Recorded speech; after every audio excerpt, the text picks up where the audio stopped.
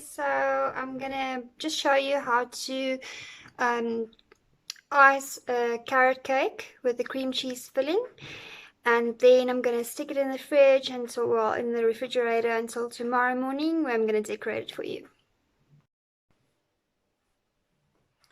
So I've got 2 carrot cakes here. I'm just going to cut off the tops.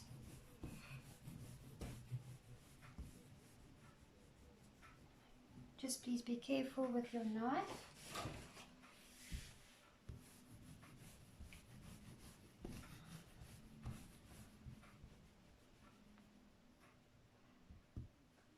This is a delicious, delicious carrot cake that we always make here. Be sure to label your cakes so you've got nice and even slices.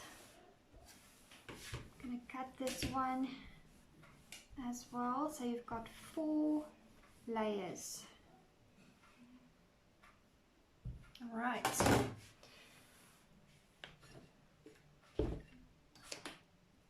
So I'm just going to place it on this little cake board just for now. This is just to ice the cake.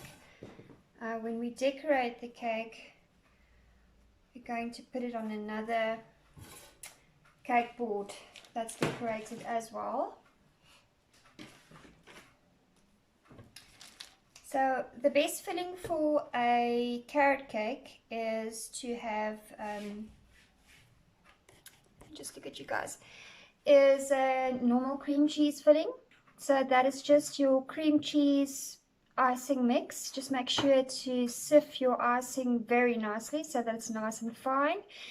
You mix those 2 together and you've got a brilliant filling for either carrot cake, red velvet, whatever cake you want to use it for. So when you do a filling for a cake, you need to first take buttercream and make a little wall around your layer, like so.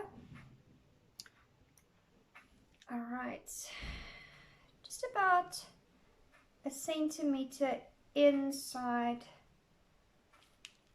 the outer, oh, there it goes. See, that happens. Let's just finish this one like that. Alright, so you've got a little wall there, and then you take your cream cheese and you fill up inside the walls. The reason for this being, your filling is usually more runny, so you don't want it to run outside of the cake. You want to keep it in there, and your buttercream icing is going to make sure it doesn't go out. If you put your buttercream icing too much to the side, then it's because this whole thing is going to push a bit and it's going to go towards the outside. So if you put it too much to the outside, then it's going to push over the cake and you're not going to have your nice smooth sides. Alright, so now you take your second layer, just place that on top. What you can also do is to just take your cream cheese and make a thin coat onto the cake. That just also helps everything to stick into place. Now you take your buttercream, you build another wall.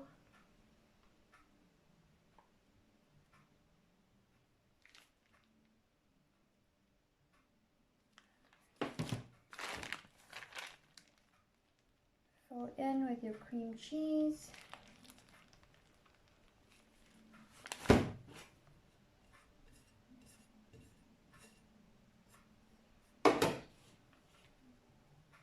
The tier goes on.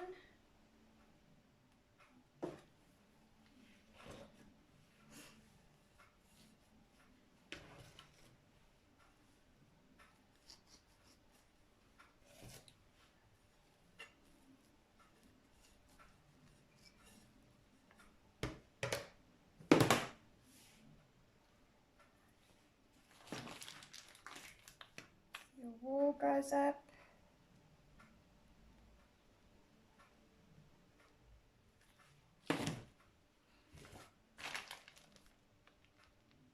So for a 4-tier cake, you're going to have 3 fillings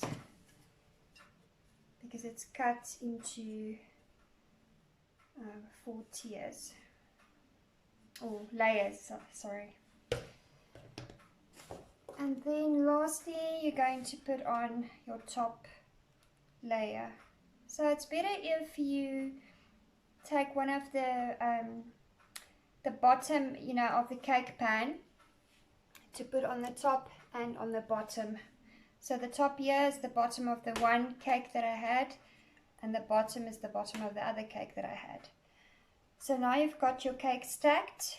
You can just make sure if it's nice and level. If you've got one of those little levelers, that's better to do.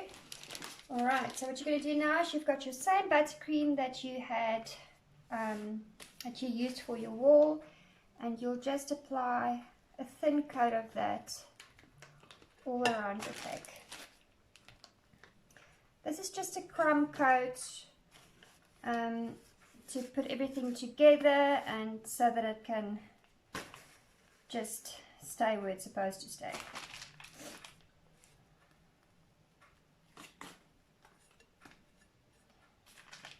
With a cake that's got a filling, you would preferably do this about 12 hours or so beforehand, before you start decorating. Reason being so that everything can be nice and cold and set once you start with the decoration, especially when you work with a fondant cake and you need your nice smooth edges.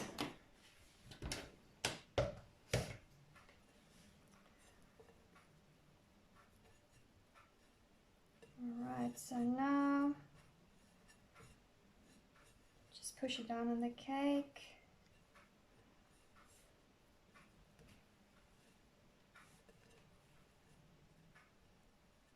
Like I said, it's only for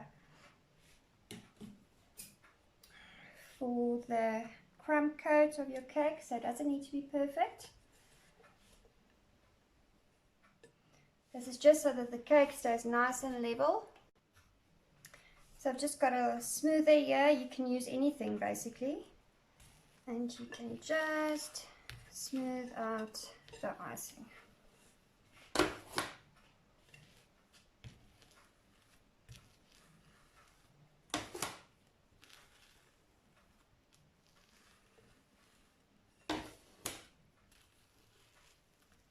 This is like putting foundation on when you apply your makeup, ladies. So your base has got to be right, otherwise you're going to have trouble later on, eh? Just take it nice and slow, especially cakes that are very soft, like your carrot cake, your red velvet, or your hummingbird cake.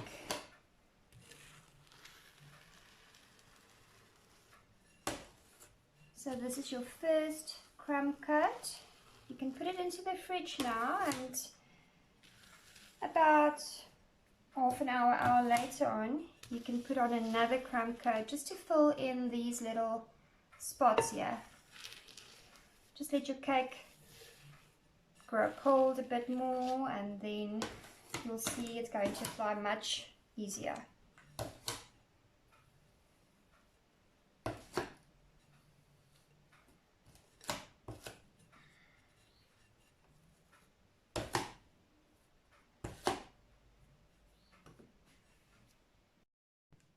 Hi. Okay, so the cake has been in the fridge for about an hour and it's nice and firm and cold to the touch. So what I'll do now is just to put on the second crumb coat. So I've just got a little bucket of buttercream here, nice and soft, and you can just start applying this to the cake. Also not a thick layer. This is just to smooth out the edges and get everything level before you do the the decorating of the cake. I'll do it like this so that you can see. Always move from side to side. That just makes sure that the buttercream goes into all of the little crevices and you get a smooth finish.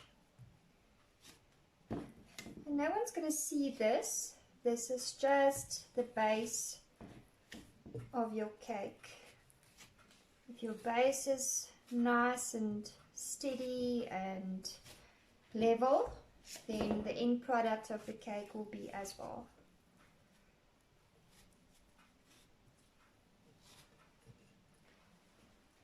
Let's move from the right to left with a nice firm hand. Make sure you get everything, and then you take your scraper as we did before and just press the scraper against the cake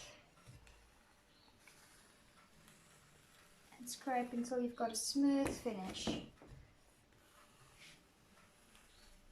And as you go, make sure that your cake stays level so that the layers don't move.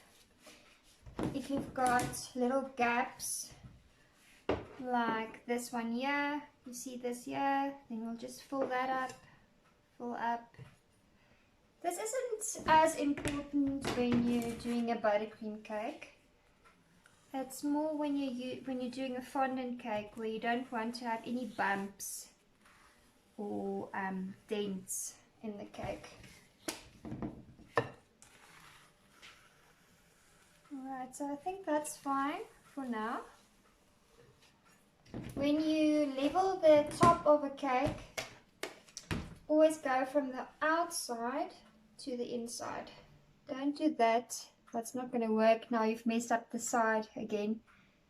So just go in like that.